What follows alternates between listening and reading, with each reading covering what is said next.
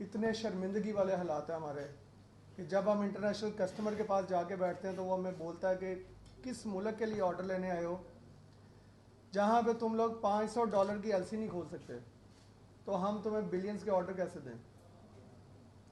इस टाइम पे ये सिचुएशन हो गई है कि हम अपनी शर्मिंदगी के हमारे कस्टमर को फ़ोन नहीं करते कि हम किस तरह ऑर्डर मांगे कि हमारे पास एसेसरीज मंगवाने के लिए हमें अलाउ नहीं है एलसीज का बैंक्स में। और मैं इस प्रेस कॉन्फ्रेंस के बिहाफ पे जो हमने की है, मैं ईवान बाला तक ये बातें पहुंचाना चाह रहा हूँ और ये कहना चाह रहा हूँ कि हमारे मुल्क का इस टाइम पे बेड़ा गर्क हो गया इन टर्म्स ऑफ एक्सपोर्ट। हम फॉरेन रेवेन्यू अर्न करने के लिए मुझे नहीं पता दोबारा कितने साल लगेंगे हमें दोबारा ये अपना ट्रस्ट बिल्डअप करने के लिए कस्टमर के ऊपर कि आप हमें ऑर्डर दें और हम अपनी फैक्ट्रीज चलाएं। अभी तो फैक्ट्रीज हमारी ऑलमोस्ट 50 to 60% बंद हैं और आने वाले वक्तों में कोई अच्छे हालात नज़र नहीं आ रहे कि शॉर्ट टर्म में हमें कहीं पे ऑर्डर्स मिलेंगे और हम अब दोबारा उसी पीक पे जाएंगे और उसी पेस पे जाएंगे।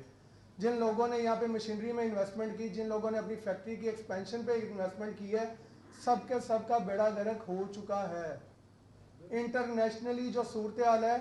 पाकिस्तान की, ये न्यूज़ कल भी डार साहब ने जो प्रेस कॉन्फ्रेंस की है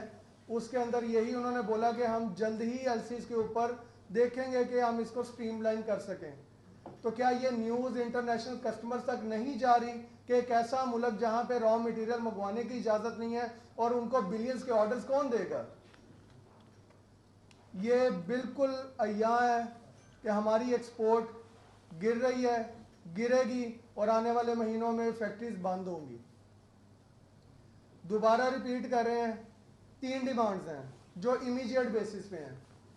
हर एक्सपोर्टर को 35% इंपोर्ट करने की इजाज़त दी जाए। हमने ये बात स्टेट बैंक पे सामने रखी और उनको हमने यहाँ तक भी कहा कि हमारे कस्टमर पे कर देते हैं एसेसरीज